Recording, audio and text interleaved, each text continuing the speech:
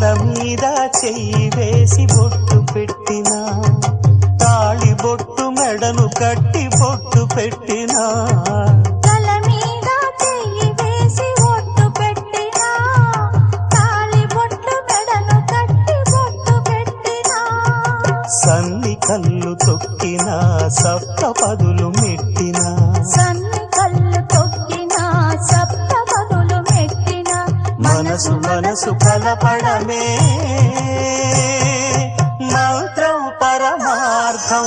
శ్రీరస్తు శుభమస్తు, శ్రీరస్తు శుభమస్తు. శ్రీకారం చుట్టుకుంది పెళ్లి పుస్తకం, ఇక ఆకారం దాచుతుంది కొత్త జీవితం.